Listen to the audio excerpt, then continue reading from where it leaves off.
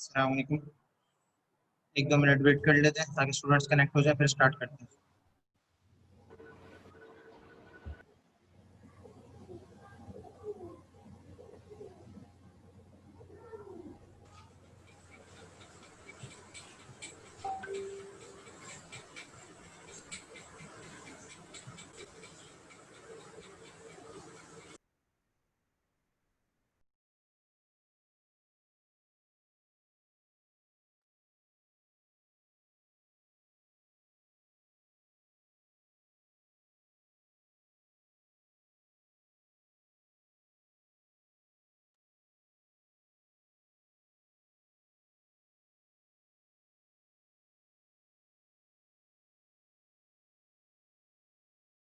अच्छा जी, जब तक हम लोग स्टार्ट कर रहे हैं, वेट कर रहे हैं, तो मुझे ये बता दें कि लास्ट टाइम मैंने एक सेशन रिकॉर्डेड अपलोड किया था, जिसमें बेसिकली स्टैक वाली एग्जांपल थी, overloading of constructor through stack with the help of stack. तो उसका क्या किया? हाँ, आप लोगों ने उसका सेशन, रिकॉर्डेड सेशन देखा था? वैसे कोई क्यूरी हो, कोई क्वेश्चन हो तो पूछ लें।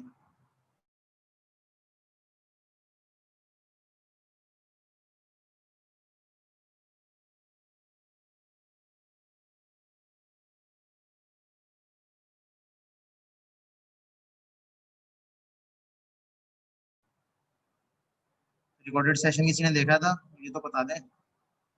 20 स्टूडेंट्स हैं तकरीबन, एक भी नहीं कर रहा। रिकॉर्डेड सेशन आप लोगों ने देखा था?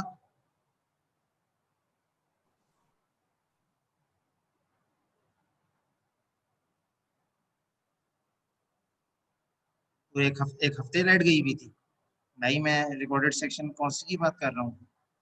मैं लास्ट वीक के रिकॉर्डेड सेशन की बात कर रहा हूँ, जिसकी यूट्यूब का लिंक आप लोगों को शेयर किया था मैंने।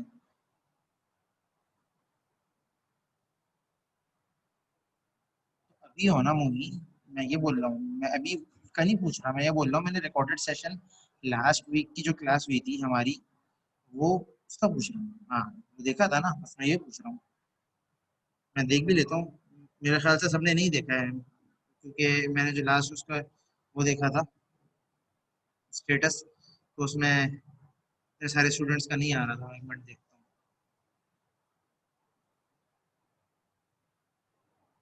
नंबर 4 से मैंने अपलोड करना शुरू किया था ना, स्टैक एग्जाम्पल थी, ठीक है। इसके व्यूज में बताता हूँ कितने।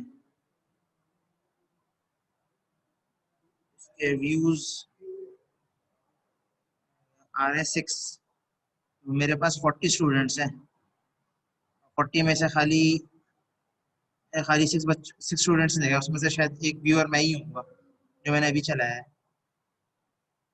तो आप लोग अगर नहीं देखोगे और सेशन को नहीं रिव्यू करोगे बेटा, तो फिर प्रॉब्लम तो होगी। फिर कोर्स में मैंने सुना है काफ़ी सारों को अभी तक एग्जांपल्स मेरी शायद हार्ड लग रही हैं। तो एग्जांपल्स तो अगर मैं सिंपल एग्जांपल्स भी देता हूँ, तो अगर उसको नहीं पढ़ोगे, उसको रिव्यू नहीं करोगे, रिकैप नहीं करोगे, तो आपके लिए मसला होगा ना।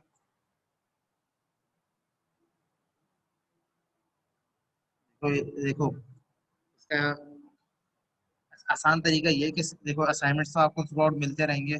ऑब्वियसली वो भी आपके कोर्स का पार्ट ही है। मैं ये नहीं कह सकता कि असाइनमेंट ना मिले। तो असाइनमेंट्स तो मिलेंगे, लेकिन आप लोग अब ये कर सकते हो कि कोई टाइम डिवाइड करो और उस टाइम के लिहाज से कर लो, कि आप ऐसे अपना स्केड्यूल बनाओ कि जिसके लिहाज से आप ये काम कर सको। देखो, बिजनेस कोई करता है कोई नहीं करता, वो मेरा हेडिक नहीं होगा फिर। ये तो लेम एक्सक्यूज है कि आप अगर बिजनेस कोई करता है स्टूडेंट, या कोई कुछ भी करता है, उसे उसकी अपनी पर्सनल एक्टिविटी है, उस पर उससे कोर्स पे इफेक्ट नहीं पड़ना चाहिए। वो तो आपका पर्सनल वो है। अब मैं बोलूँ कि मैं 5 कोर्स और पढ़ाता हूँ, तो मैं आप लोगों को मैं ऊपना आप लोग बुक दे देता हूँ, आप बुक से पढ़ लें। ठीक है, तो आप लोग बोलोगे कि सर अजीब बात कर रहे हैं। यूट्यूब पे मैं इसलिए बोल रहा हूँ कि मैंने यूट्यूब पे प्रोजेक्ट के बारे में ही बोला था, ठीक है, जिसका मुझे अभी तक स्टेटस कोई भी नहीं मिला, ठीक है। और दूसरी चीज मैंने ये बोला था कि ऊप की जो वीडियो, जो मतलब रिकॉर्डेड सेशन, स्टैक की एग्जांपल थी, जो कि डिस्कनेक्ट कनेक्शन इतना स्टेबल नहीं था मेरा लास्ट टाइम, उसकी वजह से प्रॉब्लम हो रहा था। तो बीच बीच बार बार डिस्टॉर्शन हो रही थी, तो क्लास सही से कंडक्ट नहीं हो पाई थी। इसलिए मैं बोल रहा था कि आप लोग वो देख लीजिएगा, ताकि आप लोगों को प्रॉब्लम्स ना हो।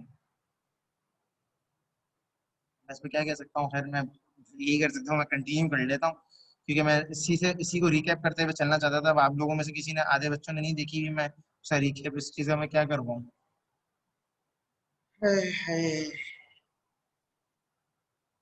है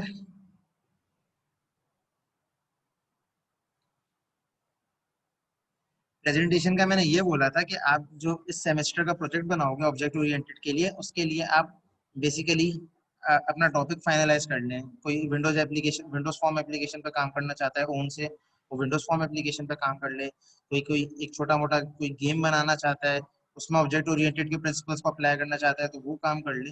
या कोई एक मैनेजमेंट सिस्टम लेके उसके उसमें ऑब्जेक्ट ओरिएंटेड जो कॉन्सेप्ट आप पढ़ रहे हैं तो वो आप इम्प्लीमेंट कर लें। कोशिश करें कि इंडिविजुअल बनाए, दो स्टूडेंट्स से ज़्यादा का ग्रुप नहीं हो, दो स्टूडेंट्स या सिंगल, ठीक है।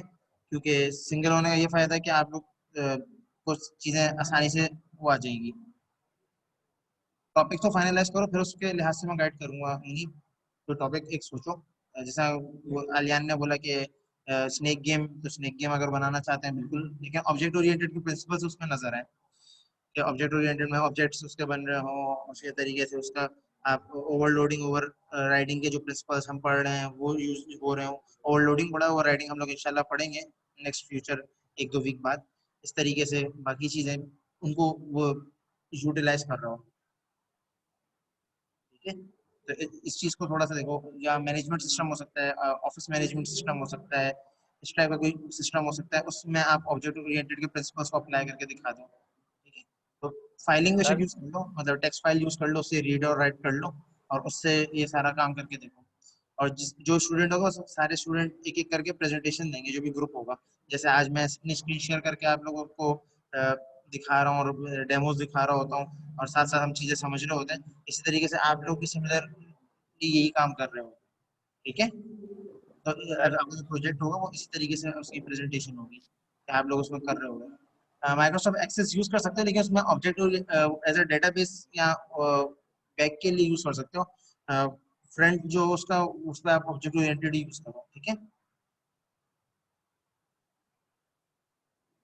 ताकि आप जो कोर्स जो कोर्स पढ़ रहे हो उसका इंटेंट तो बेसिकली उसमें नजर है कि आपने जो ऑब्जेक्ट ओरिएंटेड के अंदर चीजें सीख रहे हैं, चीजें आपने सीखी, उससे आपको क्या एक्सपीरियंस मिला, आपने क्या उससे सीखा और क्या लर्न किया, ठीक है। वो चीज एक्चुअली इम्प्लीमेंट करते हुए आप नजर आए ना, तो ज्यादा बेहतर है। उससे आपकी जो कॉन्सेप्ट जो आप लोग पढ़ रहे हैं उसकी एक प्रैक्टिस भी हो जाएगी, और इस तरीके से आपका काम भी हो जाएगा। मैक्सिमम 2 मेंबर्स हैं, वरना सिंगल स्टूडेंट बनाए। मेरी रिकमेंडेशन है कि सिंगल बनाए तो ज़्यादा बेहतर है, ताकि एंड में ये कॉन्फ्लिक्ट ना आए कि सर हमारा ये लाइट वो एक पार्टनर काम कर रहा था, एक पार्टनर को मैंने ये काम असाइन किया था, उसने ये काम नहीं किया, XYZ, इस तरीके जो इश्यूज होते हैं वो इश्यूज ताकि ना हो। सिंगल होंगे तो फिर सारे काम आप नहीं करने होंगे, तो आप उसके उसके अकॉर्डिंगली अपनी हर चीज़ को चलाएंगे, ठीक है। तो इस चीज़ को काइंडली इस वीक के अंदर फाइनल कर लें। 30 सितंबर तक मैंने उसकी डेडलाइन रखी हुई है। आप उसको कुछ सर्च करके थोड़ा सा और वो कर लें। प्रोजेक्ट की अगर मैं लिस्ट दूंगा तो डेडिकेटेड हो जाएगा, आप डोमेन अपनी मर्जी से भी कोई भी ले लो। अगर मैं लिस्ट दूंगा तो फिर बहुत स्पेसिफिक हो जाएगा। बेहतर ये होगा कि आप अपनी मर्जी से, जिसमें आप फिजिबल हो, जिसमें आपका इंटरेस्ट हो, आप वो प्रोजेक्ट मुझे प्रपोज कर दो, उसको मैं देख लूंगा। अगर कुछ वो भी। सूटेबल होगा कोर्स के लिहाज से, तो मैं उसमें आपको रिप्लाई कर दूंगा उस क्वेश्चन के अगेंस्ट में। सर वो उसमें मेरे हिसाब असल से तो ज़्यादा यही हो। बेहतर है, इन कंट्रास्ट के मैं आपको एक project list specific hard coded दे दूं, आप उसी में से आप प्रोजेक्ट चूज कर रहे हो। हम्म, वरना आप लोग सारे बता दें कि अगर प्रोजेक्ट लिस्ट वाला करना है तो प्रोजेक्ट लिस्ट वाला भी प्रॉब्लम नहीं है, प्रोजेक्ट लिस्ट में प्रोवाइड कर दूंगा। आइडिया के तौर पर मैंने बताया तो है, जिस तरह कोई मैनेजमेंट सिस्टम हो सकता है, गेम हो सकता है जिसमें आप ऑब्जेक्ट ओरिएंटेड के कॉन्सेप्ट अप्लाई कर दें। इस तरीके से कोई फाइलिंग सिस्टम आप बना सकते हैं, फाइल एक जगह से, एक फोल्डर से रीड करके दूसरे फोल्डर में राइट होके उसमें कोई काम हो रहा हो, इस तरीके से बेसिकली चीज अगर लिस्ट होगा ना, तो लिस्ट वाले में बिल्कुल फिक्स हो जाएगा। विंडोज फॉर्म एप्लीकेशन आप अगर बनाना चाहते हैं, मैंने फिलहाल नहीं पढ़ाया, मेरा इरादा तो है कि एंड तक कुछ ना कुछ उसका इंट्रोडक्शन कराऊँ आपको। तो विंडोज फॉर्म एप्लीकेशन भी आप में से कोई अगर उसके ऊपर हैंड्स ऑन करना चाहे तो वो भी एक अच्छा एक है कि वो आप वो कर लें।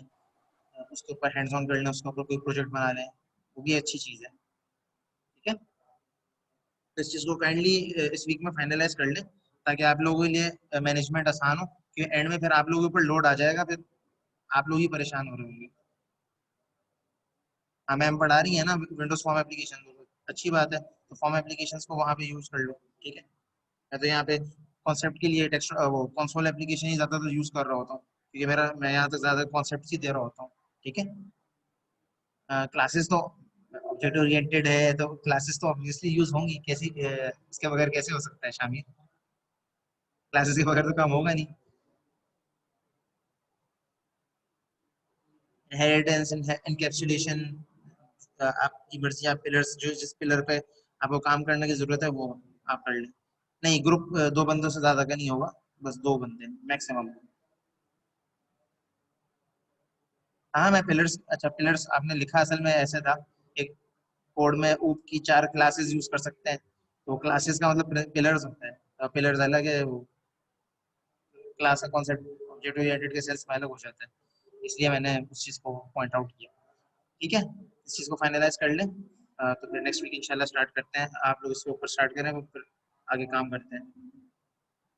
सर अब इस एग्जाम्पल के ऊपर फिलहाल में अब टाइम लगाने का मेरे हिसाब से फायदा बनता नहीं है, जब तक आप लोग वीडियो ना देख लें, रिकॉर्डेड सेशन आप देख लेंगे तो आपको ये चीज़ क्लियर हो जाएगी, और अगर क्वेश्चंस होंगे तो फिर मैं उस क्वेश्चंस के आंसर करने की सर कोशिश करूंगा।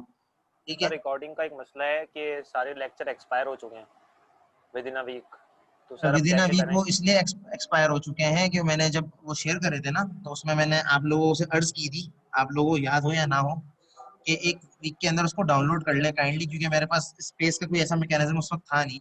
फिर मैंने यूट्यूब को यूज करना शुरू किया बाकी क्लासेस के लिए, तो फिर आप लोग की क्लास के लिए मैंने यूट्यूब का एक प्लेलिस्ट बना ली, तो इस वजह से वो लेक्चर्स आपको नहीं मिल रहे होंगे। मैं कोशिश करूंगा कोई टाइम ऐसे मैं बैठ के मैं उसको अपलोड कर दूंगा इंशाल्लाह, जो आपके ओके ओके प्रीवियस थे ना, उसमें भी सारी मैं वीडियोस एक दफा डाल दूंगा। Okay sir, thank you. कि मैंने उसमें ये करते हुए कहा था कि जब मैं अपलोड कर रहा था ना, मैंने आप पहली क्लास में ये चीज़ अनाउंस की थी कि आप लोग विद इन अ वीक इसको डाउनलोड कर लें, क्योंकि आप लोगों को ये 1 वीक बाद ये एक्सपायर हो जाएगा, जो लिंक मैं आपको शेयर कर रहा हूँ। कुछ बच्चों ने मेरा ख्याल कर भी लिया था, कुछ बच्चों ने शायद नहीं करा था, तो खैर वो मसला नहीं है, इतना बड़ा इशू नहीं है, मैं दोबारा अपलोड कर दूंगा, मसला नहीं है, परेशानी की बात नहीं है। ठीक है, ऑल राइट, इसको मैं क्लोज कर देता हूँ, मिनिमाइज कर देता हूँ, उसका फिलहाल कोई काम नहीं है। आज का जो एजेंडा है उसके ऊपर आ जाते हैं, फिर बात कर लेते हैं उसके ऊपर, देन फिर कंटिन्यू करते हैं।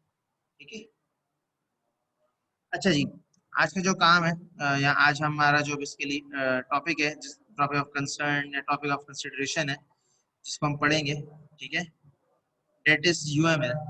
ठीक है, यूनिफाइड मॉडलिंग लैंग्वेज भी जिसको कहा जाता है। ठीक है, यूएमएल का बेसिकली जो सोल पर्पस होता है, या जो सोल उसका प्रोसेस है, वो ये है कि आप डायग्रामेटिकली अपने क्लास के कॉन्सेप्ट्स को या अपना जो आपका प्रोजेक्ट है उसके कॉन्सेप्ट्स को एक्सप्लेन कर सकते हैं। जिस तरीके से हम एक्सप्लेनेशन के किसी भी चीज़ के मल्टीपल वेज होते हैं। ठीक है, एक एक्सप्लेनेशन बाय इम्प्लीमेंटेशन होती है, एक एक्सप्लेनेशन बाय विजुअलाइजेशन होती है, एक एक्सप्लेनेशन बाय मॉडलिंग होती है। ठीक है, जो जिसको हम स्कीमेटिक या डायग्रामेटिक व्यू भी कह सकते हैं। ठीक है, तो डायग्रामेटिक व्यू जो होता है ऑब्जेक्ट ओरिएंटेड लैंग्वेज या जितनी भी मॉडर्न लैंग्वेजेस हैं उनके अंदर यूएमएल को उस डिपिक्शन के लिए या मॉडलिंग के लिए यूज किया जाता है। मॉडलिंग का मतलब ये कि डायग्रामेटिक व्यू।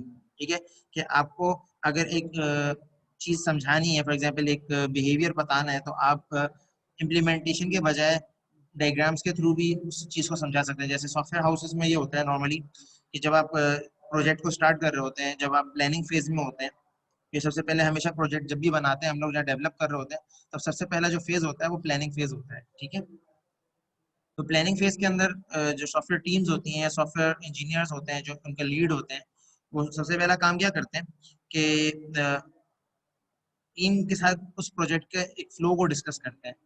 ठीक है, तो फ्लो को डिस्कस करते हुए कुछ फीचर्स की बात भी होती है कि कौन कौन से हमने फीचर्स इंप्लीमेंट करने हैं, और उन फीचर्स के अंदर सब फीचर्स भी कभी कभार होते हैं, और कौन कौन सी चीजें हमें चाहिए, रिक्वायरमेंट क्या है हमारी, तो ये सारी चीजें प्लानिंग के अंदर आ जाती हैं। ठीक है, तो प्लानिंग के लिए हम लोग सबसे ज्यादा यूएमएल यूज करते हैं। ठीक है, यूएमएल डायग्राम्स को यूज करते हैं ताकि उससे हमारे लिए बेसिकली ये काम करना कंपेरेटिवली आसान हो जाता है इन रिस्पॉन्स टू इम्प्लीमेंटेशन की। ऑब्वियसली प्रोजेक्ट तो बना नहीं होता तो उसकी इम्प्लीमेंटेशन तो फिलहाल नहीं हुई होती, तो before the implementation of actual code आप यूएमएल डायग्राम्स को बेसिकली यूज करते हैं।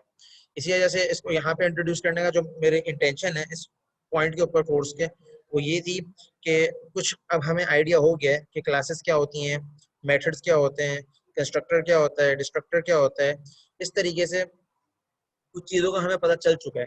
ठीक है, और अब उन चीज़ों को हम यूटिलाइज करके अब कुछ एग्जांपल्स या यूज केस सिनेरियोज लें और उन यूज केस सिनेरियोज को मॉडल करने की कोशिश करें अपने रियल प्रोजेक्ट्स के अंदर। ठीक है, रियल प्रोजेक्ट्स तो फिलहाल हमारे कोई सच तो नहीं होगा, लेकिन हम एक एज्यूम प्रोजेक्ट लेंगे, एक एज्यूम रियल वर्ल्ड प्रॉब्लम लेंगे और उसके ऊपर यूएमएल मॉडलिंग करने की यूनिफाइड मॉडलिंग लैंग्वेज को इम्प्लीमेंट करने की कोशिश करेंगे। ठीक है, तो अब हम मतलब यहाँ से मतलब इस लेक्चर के बाद से आगे के जो लेक्चर्स पढ़ेंगे उसमें हम लोग क्या करेंगे कि हर टॉपिक को कवर करने के बाद उसके साथ साथ हम कोई ना कोई उसकी यूएमएल इम्प्लीमेंटेशन को साथ साथ कर लेंगे। ठीक है, तो उससे चीज़ आसान ये हो जाएगी कि आपके जो एक चीज़ आपका एक फ्लो आपके सामने क्लियर हो जाएगा कि एक्चुअली चीज़ें वर्कआउट कैसे कर रही हैं और वो आपस में कनेक्टेड कैसे है। ठीक है, तो कनेक्शन के लिए तो रिलेशनशिप्स होते हैं, रिलेशनशिप्स के लिए इनहेरिटेंस होती है।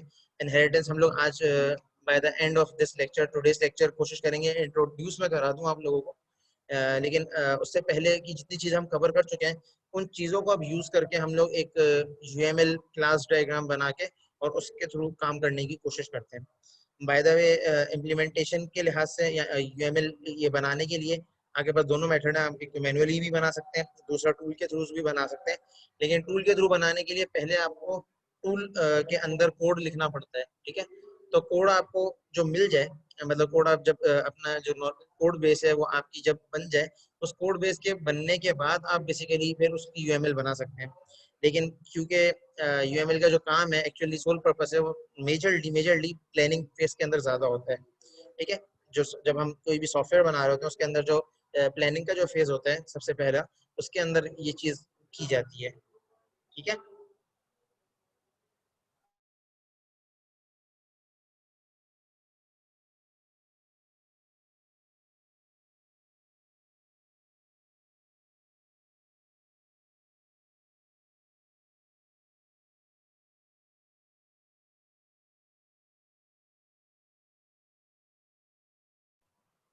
ठीक है, ओके। उस्मान, आप थोड़ा सा शायद लेट कनेक्ट हुए हो।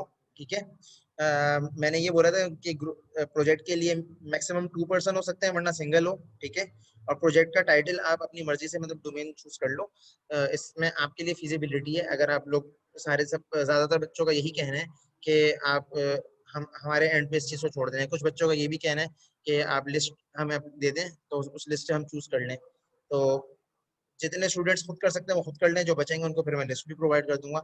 लेकिन ये सारा काम हमने 30 सितंबर तक कंप्लीट करना है। ठीक है, तो ये आपके माइंड में क्लियर होना चाहिए कि 30 सितंबर तक आपने प्रोजेक्ट टाइटल और प्रोजेक्ट डोमेन फाइनलाइज करनी है और उसके बाद आपने आगे काम करना है। ठीक है, और मोहम्मद मुबीन का जो क्वेश्चन है, जैसे ईआरडी वाली बात आपने मुबीन लिखी है, तो ईआरडी की मॉडलिंग के लिए हम लोग डेटाबेस डायग्राम बना रहे होते हैं। ERD basically entity representation diagram होती है, वो डेटाबेस के लिए बनाई जाती है। ठीक है, और जबकि जो हमारी वो होती है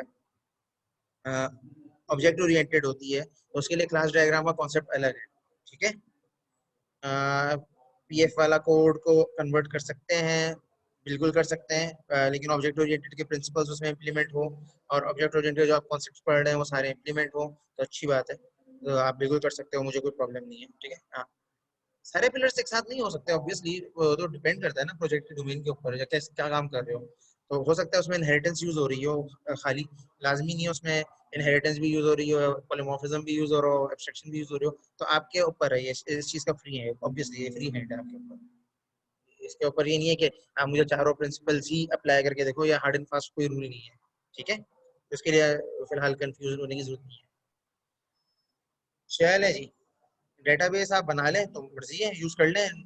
अगर डेटाबेस के बगैर भी बहुत सारी डोमेन्स ऐसी हैं जहाँ पे डेटाबेस के बगैर आप काम कर सकते हो, तो आप उसमें भी काम कर सकते हो। ठीक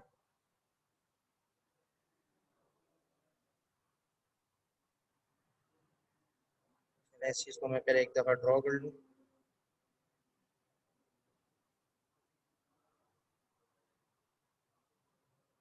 ठीक है, जनरली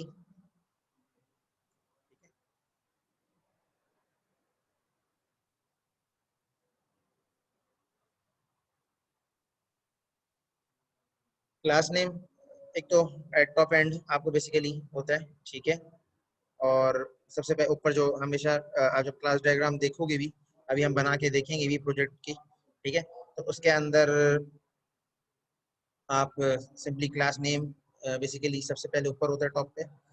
नेक्स्ट स्टेप पे ऊपर आपके पास आपके जो फील्ड्स होती हैं, ठीक है, जिनको आप इंस्टेंस वेरिएबल भी कहते हैं, और आपके स्टैटिक वेरिएबल्स भी आ जाते हैं इसमें। तो ये सारी बेसिकली चीज़ें आपकी आ जाएंगी इसके अंदर। इंस्टेंस वेरिएबल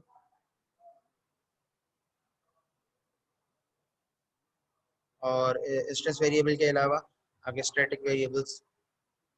ठीक है, ये सारी फील्ड्स भी कहते हैं, इनको हम फील्ड्स भी कहते हैं। ठीक है, तो नॉर्मली आपके जो फर्स्ट पोर्शन होता है उसमें क्लास नेम होता है। ठीक है, जो आपका सेकंड पोर्शन होता है, ठीक है, इसके अंदर बेसिकली फील्ड्स होती हैं जिसमें आपके static variable, instance variable, variables basically आ जाते हैं। और लास्ट में आपके मेथड्स होते हैं। मेथड्स या कॉलबैक्स, कॉलबैक उसको बोल, ऐसे मेथड को बोलते हैं।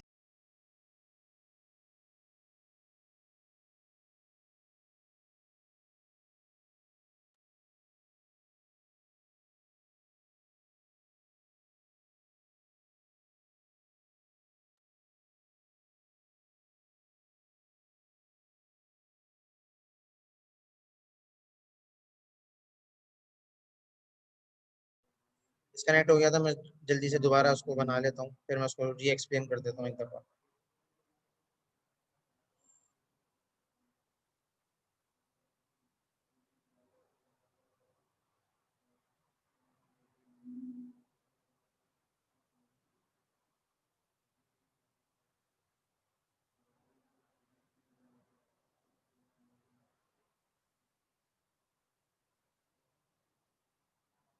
टॉप पे अगेन क्लास नेम होता है।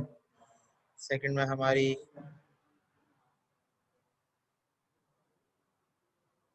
फील्ड्स होती हैं, जिसमें मैंने कहा कि हमारे इंस्टेंस वेरिएबल और स्टैटिक वेरिएबल्स जो होते हैं हमारे, सारे बेसिकली इस एरिया में यानी क्लास नेम के बाद ये डिफाइंड होते हैं। ठीक है, ये एक स्टैंडर्ड क्लास डायग्राम या एक जेनेरिक मैं वर्जन बना रहा हूँ। ठीक है, और उसके बाद आपके मेथड्स होते हैं या कॉल बैक फंक्शन या कॉल बैक मेथड्स होते हैं। कॉल बैक मेथड या कॉल बैक फंक्शन ऐसे स्पेसिफिक फंक्शन होता है जिसकी कोई ना कोई रिटर्न टाइप हो, यानी जब आप उसको डेटा पास करें तो उस डेटा पास होने के बाद वो आपको कुछ ना कुछ इन रिटर्न प्रोवाइड करे। ठीक है, चाहे मिसाल के तौर पे आपने एडिशन का, हमने जैसे फर्स्ट क्लास अगर आपको याद हो, तो फर्स्ट क्लास में हमने एक हमने एग्जांपल करी थी। ठीक है, उसमें हमने क्या किया था कि हमने कैलकुलेटर से स्टार्ट किया था, सिंपल एक मल्टीप्लिकेशन, एडिशन, अर्थमेटिक ऑपरेशंस जो होते हैं उनको हमने एक्सप्लोर किया था। ठीक है, और जो अर्थमेटिक ऑपरेशंस होते हैं उसके अंदर हमने जो मेथड बनाया था जिस तरीके से, वो कॉल बैक फंक्शन के तरीके से बनाया था, कॉल बैक मेथड बनाया था कि हम उसको इनपुट वैल्यूज पास कर रहे थे और इनपुट वैल्यूज के रिस्पॉन्स में वो हमें basically added some basically provide कर रहा था उन दो नंबर्स का। ठीक है, तो ऐसे स्पेसिफिक टाइप के जो वो होते हैं, फंक्शंस होते हैं, उनको हम कॉलबैक्स कहते हैं। ठीक है, अच्छा जी, ये यहाँ तक क्लियर है? यहाँ तक सबको किसी को भी प्रॉब्लम, कोई चीज़ क्लियर ना हो तो पूछ लें।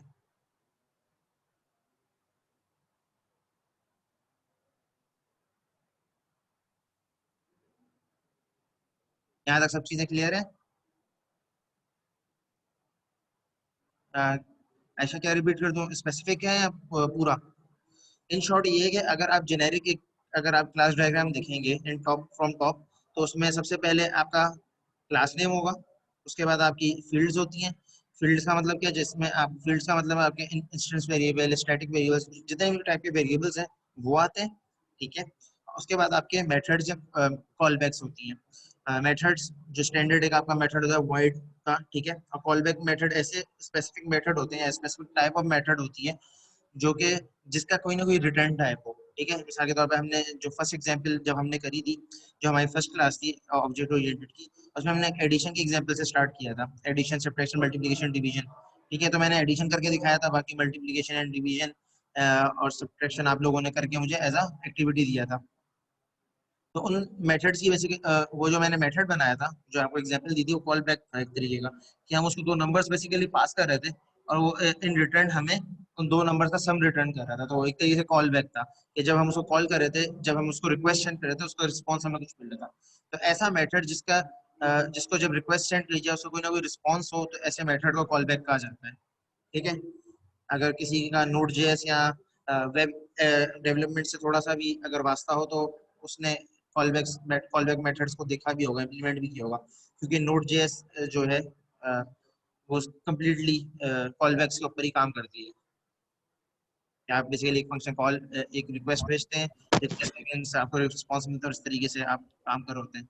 In short node JS JavaScript वैसे क्लाइंट साइड लैंग्वेज है जो कि आपके ब्राउजर पे चल रही होती है, लेकिन नोड जेएस की हेल्प से आप उसे साइड पे भी चला सकते हैं। ये इसकी ब्यूटी है। नोड जेएस वाली, एंगुलर जेएस अलग है,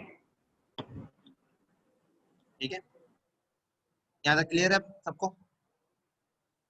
वालियान आपको क्लियर है और सब बाकियों को क्लियर है? Yes sir.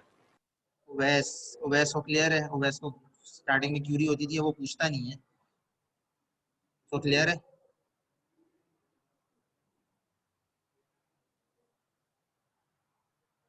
अच्छी बात है। ऑल राइट, ठीक है। अब हम क्या करते हैं, एक हम अब एग्जाम्पल ले लेते हैं, उस एग्जाम्पल को पहले एक हम पहले उसकी प्लान करते हैं जो मैंने फ्लो बताया, और फ्लो के बाद हम फिर देन उसको उसका विजुअल स्टूडियो में एक छोटा सा कोड करके उसकी क्लास डायग्राम बना के भी देखते हैं with the help of visual studio.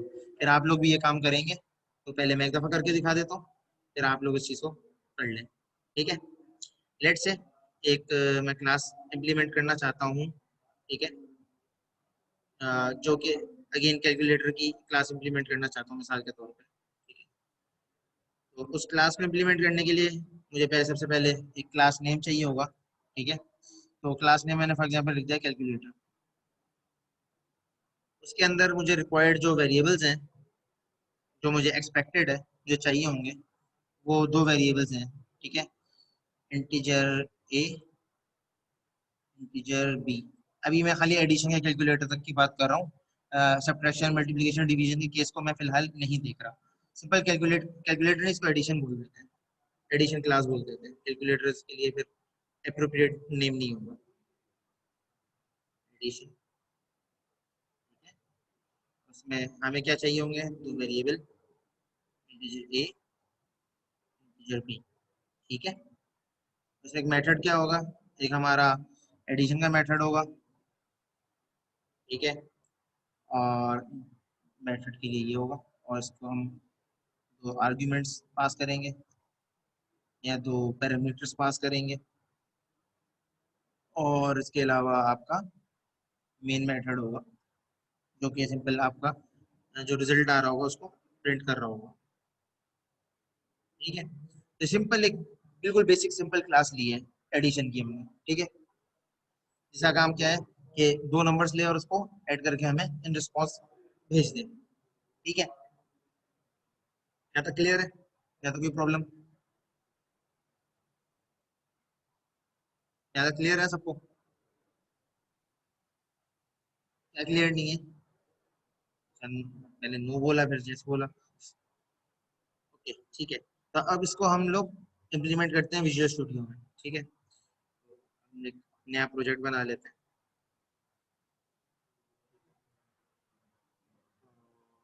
Console application ही बना लेते हैं, उसका नाम रख लेते हैं UML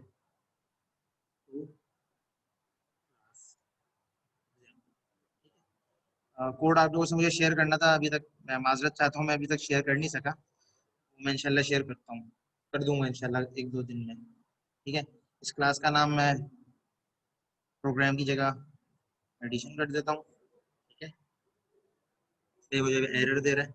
ठीक है, एरर में मैं इसको देख लेता हूँ क्या एरर, इसको मैं क्या कर सकता हूँ। मैं रीनेम कर देता हूँ। ठीक है, ये एरर सा खत्म हो गया। मैं ये क्लास है, इसका स्कोप आ गया। एक इसका सबसे पहले क्या करना है, दो मुझे क्या चाहिए, दो मेरी फील्ड्स हैं। ठीक है, तो एक मैं बना देता हूँ इंटीजर ए, इंटीजर बी। ठीक है, अच्छा सॉरी सॉरी सॉरी सॉरी, मैंने स्क्रीन वाइट बोर्ड किया हुआ था तो उस वजह से आपको नजर नहीं आ रही। ठीक है, अब नजर आ रही है।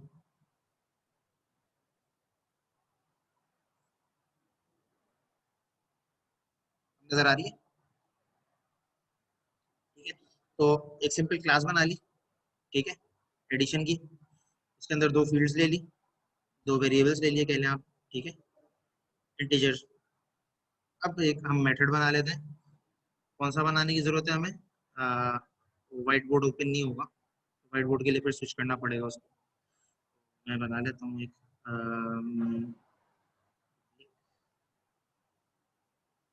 Int head A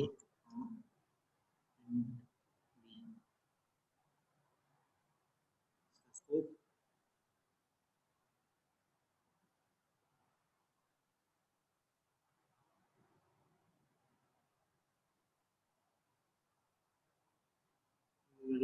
not all code, इसको भी हम यूज करेंगे तो फिर क्लियर हो जाएगा। खैर, ऑलराइट, अच्छा क्या कर रहे हैं हम लोग, क्या करेंगे, एक एडिशन करके इसको रिटर्न करना है हमने। ठीक है, तो उसके लिए हम एक और वेरिएबल बना लेते हैं, इंट आर के नाम से या इंट सी के नाम से। ठीक है, इनको भी पब्लिक कर लेते हैं क्योंकि बाय डिफॉल्ट क्या होता है सी शार्प के अंदर, किसी भी चीज़ को हम अगर डिफाइन करते हैं तो बाय डिफॉल्ट क्या होती है वो,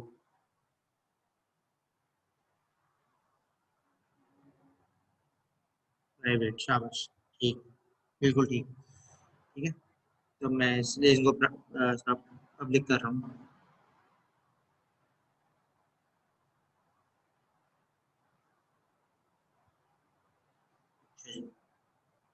सी equals to A plus B. ठीक है, और इसका क्या करना है, सिंपली हमें रिटर्न सी। ठीक है, अब हम अपने मेन मेथड में आ जाते हैं। ठीक है, अब हमें क्या करना था, अब हमें इसका काम यहाँ पे खत्म हो गया। ठीक है, और अब यूएमएल के अंदर प्लानिंग के अंदर हमें एक और चीज ऐड करनी पड़ेगी सी के नाम से, क्योंकि हमने सी वहां पे नहीं बेसिकली डिक्लेयर किया था कि हम सी के नाम से भी एक फील्ड हुई है हमारी। ठीक है, तो यूएमएल के अंदर हम चेंजेस करेंगे। अच्छा जी, क्या क्या कर लेते हैं हम, सिंपली इसको प्रिंट करा लेते हैं कंसोल के ऊपर। ठीक है, कंसोल डॉट रीड लाइन।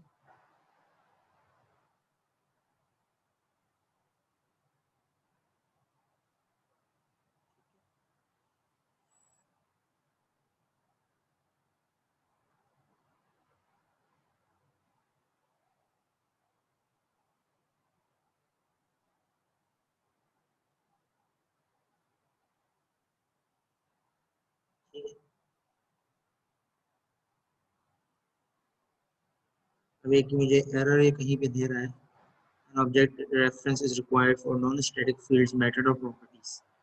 ठीक है, पहले इसको मैं एक दफा एग्जीक्यूट करके देखता हूँ, अगर कोई एरर देगा तो उस एरर को रिजॉल्व करते हैं। ठीक है, इसका मतलब एरर है, छोड़ दें इसको, फिर एक काम कर लेते हैं इसका। ये रहा।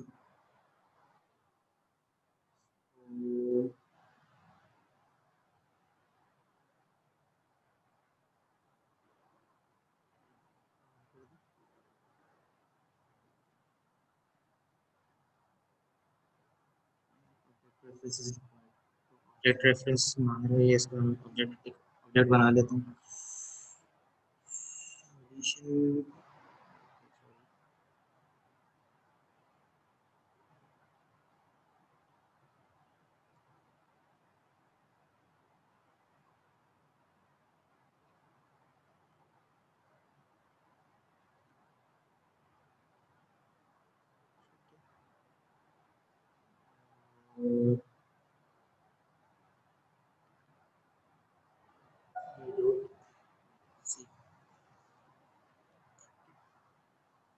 इसे एग्जीक्यूट करते हैं। हाँ सॉरी, मैंने एक गलती करी जो जिसका आप लोगों में से किसी ने भी कुछ नहीं बोला कि ए और बी की मैंने कोई वैल्यू ही नहीं थी। फिलहाल मैं इसको हार्ड कोड ही असाइन कर रहा हूँ।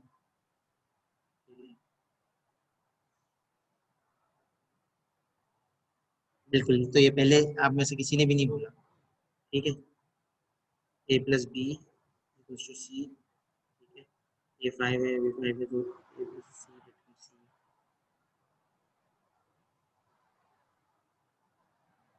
Answer of addition is 0।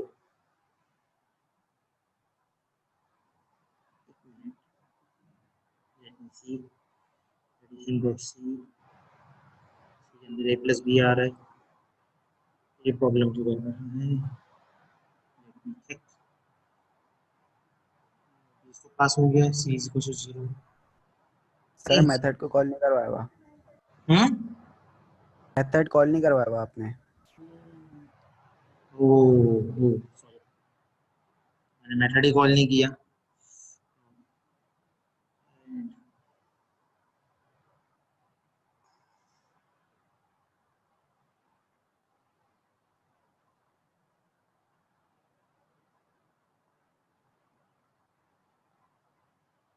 ठीक है, इसमें 5 को 10 कर देता हूँ मैं, इसको यहाँ से मिटा देता हूँ असाइनमेंट में। ठीक है,